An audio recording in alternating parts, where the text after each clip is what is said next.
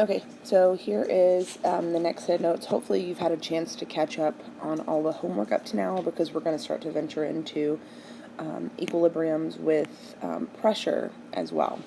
Okay, so a few part of the notes. This next part's going to look really, really confusing, but just bear with me. Okay, so for partial pressure and equilibrium constant, for gas phase reactions, so this is where you need to really pay attention to the states of matter.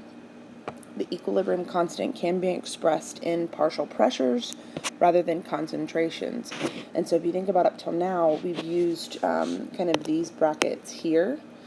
Well, we can also use partial pressures in that same sense. Now, for gases, the pressure is proportional to the concentration.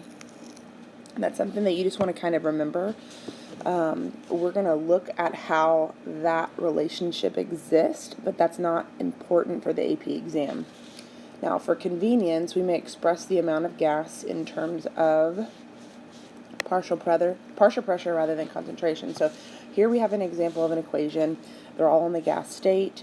You can express concentrations of these substances using Kc, okay, and everything would be the same where you do the products over the reactants, the coefficients become the exponents.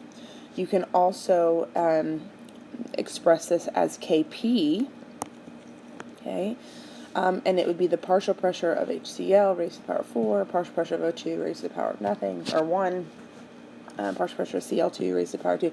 Everything looks exactly the same except we're using the partial pressures, and that's if those are given. Okay, so here in this next part, kind of right here, I really just kind of copied that straight from the book, just so that you can see how this relationship is derived.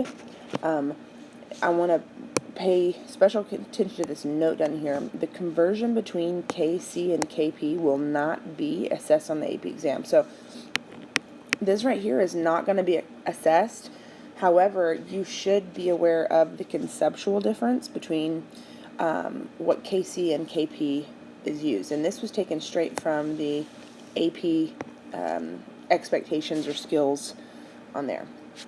Okay, same thing. This will not be assessed on the exam. This is what your book will use to go between Kp and Kc and how it was maybe derived. And so I'm going to try not to assign you guys any problems where you have to use that. The problems that we look at here in a minute are going to be pretty straightforward. Okay, so example 17.